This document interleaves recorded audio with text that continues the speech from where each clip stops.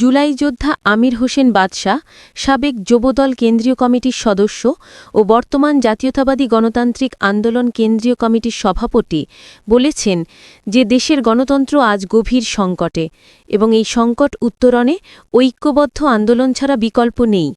সম্প্রতি বাংলা এসটিভিতে দেওয়া এক সাক্ষাৎকারে তিনি বলেন, দেশে এখন সত্য ও ন্যায়ের পক্ষে কথা বলা কঠিন হয়ে পড়েছে, কিন্তু আমরা থেমে থাকব না। গণতন্ত্র ও জনগণের অধিকারের জন্য লড়াই চলবে শেষ পর্যন্ত। রাজনৈতিক জীবনের পাশাপাশি তিনি ব্যবসায়ী সংগঠনের নেতৃত্বেও সক্রিয়। বর্তমানে তিনি মিতালি মার্কেট ব্যবসায়ী সমিতির সভাপতি এবং সমমনা পেশাজীবী গণতান্ত্রিক জোটের সাবেক শীর্ষ নেতা হিসেবেও দায়িত্ব পালন করেছেন। বাদশা বলেন, যুবসমাজই পরিবর্তনের শক্তি। তরুণ প্রজন্মকে অন্যায়ের বিরুদ্ধে দৃঢ় অবস্থান নিতে হবে। দেশপ্রেম ও গণতন্ত্রে বিশ্বাসী নতুন প্রজন্মই ভবিষ্যতের বাংলাদেশ গড়বে। তিনি আরও যোগ করেন, রাজনীতির লক্ষ্য কখনো ক্ষমতা নয়, এটি জনগণের কল্যাণে কাজ করার প্রতিশ্রুতি। আমরা সেই নীতিতে অবিচল আছি। সাক্ষাৎকারের শেষে তিনি দেশবাসীর প্রতি আহ্বান জানান, দলমত নির্বিশেষে সবাইকে গণতন্ত্র ও ন্যায়ের পক্ষে ঐক্যবদ্ধ হতে হবে। দেশ আমাদের, ভবিষ্যৎও আমাদের। জাতীয়তাবাদী যুবদলের ৪৭তম প্রতিষ্ঠাবার্ষিকী উপলক্ষে বাংলাদেশ জাতীয়তাবাদী যুবদল কেন্দ্রীয় কমিটির পক্ষ থেকে এবং আমার ব্যক্তিগত পক্ষ থেকে সারা বাংলাদেশের যুব সমাজকে জানাই আন্তরিক শুভেচ্ছা ও অভিনন্দন। আপনারা জানেন, আজকের যুবকরাই আগামী দিনের ভবিষ্যৎ। দেশকে গড়ার জন্য, দেশকে পুনর্নির্মাণের জন্য এবং দেশকে শাসক গোষ্ঠী যারা এই দেশকে ধ্বংসের পায়তারা করেছিলেন, তাদের হাত থেকে দেশকে পুনরুদ্ধারের জন্য যুব সমাজই সর্বোত্তম ত্যাগ স্বীকার করেছেন। আপনারা জানেন, গত 17 বছরে বাংলাদেশ জাতীয়তাবাদী যুবদলের অসংখ্য নেতাকর্মী খুন হয়েছে, গুম হয়েছে, পঙ্গুত্ব বরণ করেছে এবং আজও অনেকে মৃত্যুর প্রহর গুনছে। আমি যারা গত আন্দোলন সংগ্রামে এই বাংলাদেশকে এবং বাংলাদেশের গণতন্ত্রকে পুনরুদ্ধারের সংগ্রামে শহীদ হয়েছেন, প্রথমে তাদের বিদায়ী আত্মার মাগফিরাত কামনা করছি।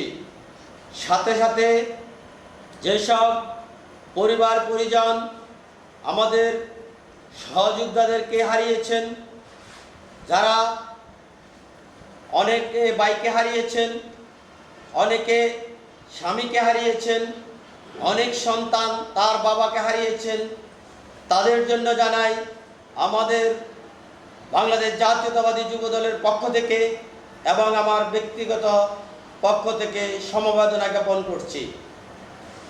প্রিয় ভাইয়েরা আমার, আপনারা জানেন, বাংলাদেশ জাতীয়তাবাদী যুবদল, বাংলাদেশ জাতীয়তাবাদী দল এবং জিয়া পরিবারকে ধ্বংস করার জন্য, বাংলাদেশ জাতীয়তাবাদী দলকে ধ্বংস করার জন্য তথা যুবদলকে ধ্বংস করার জন্য ষড়যন্ত্র করেছিল। সেই ১/১১ মহিউদ্দিন ফখরুদ্দিন আমল থেকে অদ্যাবধি ষড়যন্ত্র চলছে। যারা 1971 সালে স্বাধীনতা চায়নি, এই ষড়যন্ত্রের সাথে তারা অতপ্রতভাবে জড়িত আছেন।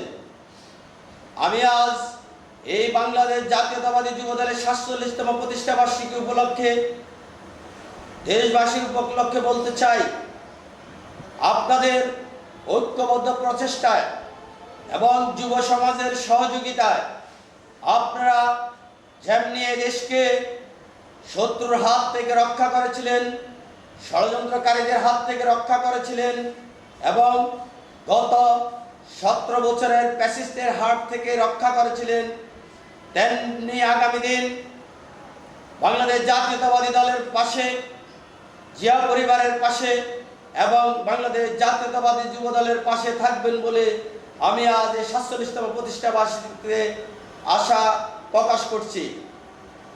আপনারা জানেন, বাংলাদেশের গণতন্ত্রকে ধূলিসাৎ যখন করে দিচ্ছিলেন গত ফ্যাসিস্ট হাসিনা সরকার, ঠিক সেই মুহূর্তে বাংলাদেশে গর্জন তুলেছিল বাংলাদেশ জাতীয়তাবাদী যুব দলের পক্ষ থেকে, তথা আমাদের নেতা জননেতা তারেক রহমানের পক্ষ থেকে এবং আমার নেতা আব্দুল মুনাইম মুন্না এবং কেন্দ্রীয় যুব দলের সাধারণ সম্পাদক নুরুল ইসলাম নয়নের পক্ষ থেকে যে নেতৃত্ব আমাদের হাতে তুলে দিয়েছিল, আমরা সে নেতৃত্বকে যথাযথ মর্যাদা দিয়ে আমরা এই প্যাসিস্টকে, এই জগদ্দর পাথরকে ক্ষমতার মসনদ থেকে টেনে হিসড়ে নামিয়েছি। ইনশাআল্লাহ আমরা ইমানি দায়িত্ব পালন করেছি। আমরা আজ এই জাতির সামনে আবারও প্রতিজ্ঞাবদ্ধ হতে চাই। আবারও আমরা এই জাতিকে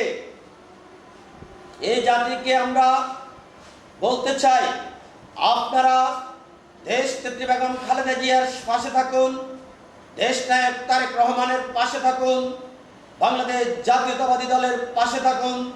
ইনশাআল্লাহ কোনো ষড়যন্ত্রকারী পার পাবে না।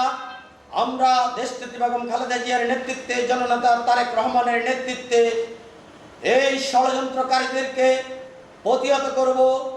আগামীতে যে গণতন্ত্র পুনরুদ্ধারের জন্য নির্বাচন হবে, সেই নির্বাচনে আপনারা বাংলাদেশ জাতীয়তাবাদী দলের তথা দেশ নেত্রী বেগম খালেদা জিয়া, দেশ নায়ক তারেক রহমানের প্রার্থীকে এবং দানের শীষের প্রার্থীকে আপনারা আগামী ফেব্রুয়ারিতে যে নির্বাচন হবে যথাযথভাবে ভোট দিন। আমরা আপনাদেরকে যেন বাংলাদেশে কোনো প্যাসিস্টের জন্ম না হয়, বাংলাদেশে কোনো সন্ত্রাসের জন্ম না হয়, বাংলাদেশে কোনো খুনির জন্ম না হয়, বাংলাদেশে কোনো দর্শকের জন্ম না হয়, বাংলাদেশে কোনো লুটতরাজের রাজত্ব কায়েম না হয়। আমরা সেই প্রতিজ্ঞা করছি, আপনাদেরকে সুন্দর একটা বাংলাদেশ উপহার দেব, যেই বাংলাদেশে আপনারা নিজের প্রাণ ভরে কথা বলতে পারবেন, নিজের প্রাণ ভরে চলাফেরা করতে পারবেন এবং নিজের প্রাণ ভরে আপনারা আপনাদের ব্যবসা বাণিজ্য, চাকরি বাকরি করতে পারবেন। প্রিয় ভাইয়েরা আমার, আমি একজন জুলাই যোদ্ধা এবং বাংলাদেশ জাতীয়তাবাদী দল দেশনেত্রী বেগম খালেদা জিয়ার একজন নগণ্য কর্মী, দেশনায়ক তারেক রহমানের একজন নগণ্য কর্মী এবং যুবদল কেন্দ্রীয় কমিটির একজন নগণ্য কর্মী। আমি আপনাদেরকে বলতে চাই, আপনারা আমাদের পাশে থাকুন। আমরা ভবিষ্যতে আপনাদের পাশে থাকব। দেশকে সন্ত্রাস, চাঁদাবাজ মুক্ত করব ইনশাআল্লাহ। প্রিয় ভাইয়েরা আমার, আপনারা জানেন দেশে নানামুখী ষড়যন্ত্রের কবলে আবারও দেশ পড়ছে। এই ষড়যন্ত্রকারীদেরকে প্রতিহত করতে হলে আপনাদের ঐক্যবদ্ধ থাকতে হবে। আপনাদের ঐক্যবদ্ধ প্রচেষ্টায় যেমনি আপনারা 2024 সালের 5 আগস্ট এই দেশে একটা অভ্যুত্থান ঘটিয়েছিলেন, তেমনি আগামী ভোট বিপ্লবের মাধ্যমে এই যারা ষড়যন্ত্রকারীদেরকে প্রতিহত করার জন্য ভোট বিপ্লবের মাধ্যমে আরেকটি অভ্যুত্থান ঘটাবেন, আমি এই আশাবাদ ব্যক্ত করি। প্রিয় ভাইয়েরা আমার, দেশে আপনারা জানেন স্বাধীনতা বিরোধীরা এখনো বিভিন্নভাবে সন্ত্রাস করছে, চাঁদাবাজি করছে। যাদের জন্ম